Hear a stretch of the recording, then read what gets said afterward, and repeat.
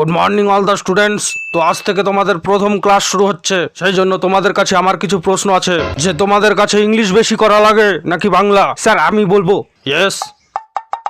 Sir আমাদের কাছে বাংলা বা ইংলিশ কোনোটাই বেশি করা লাগে না, কারণ আমরা মালে জল মিশিয়ে খাই স্যার।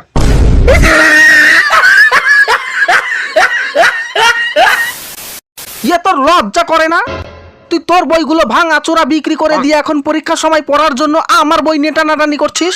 সারা বছর ফ্রি ফায়ার খেলে পরীক্ষার আগের দিন পড়াশোনা করে কেমন করে পরীক্ষা দিবি রে তুই? সারা বছর যতই পড়াশোনা হোক বা না হোক, আসল পড়াশোনা তো এক্সামের আগের দিনেই হয়। সঠিক বলেছেন, আপনার বুদ্ধি ভালো। আমরা নকল করেই পরীক্ষা দেব। What is a machine? তুই হাসছিস কেন রে? অ্যাকচুয়ালি স্যার, ছোট থেকে ইচ্ছা ছিল যে ইঞ্জিনিয়ারিং কলেজে পড়বো।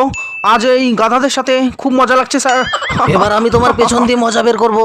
বলো তুমি কি আবিষ্কার করেছো? স্যার আমি এমনই একটা জিনিস আবিষ্কার করেছি যার মাধ্যমে আমরা যে কোনো দেওয়ালের এই পাশে দাঁড়িয়ে থেকে দেওয়ালের ওই পাশে কি হচ্ছে আমরা সেই সমস্ত ঘটনাগুলি পরিষ্কারভাবে দেখতে পারবো। আরে কি আবিষ্কার করেছো? ফুটা স্যার, ছিদ্র। এটা কি কোনো একটা আবিষ্কার হলো? টয়লেটের দেওয়ালে ফুটা করেছি স্যার, সেই ফুটা দিয়ে আপনারটাও দেখে ফেলেছিলাম। আমার মাথায় এমন এক বুদ্ধি এসেছে যার মাধ্যমে আমরা পরীক্ষাতে পাশ করে যাব।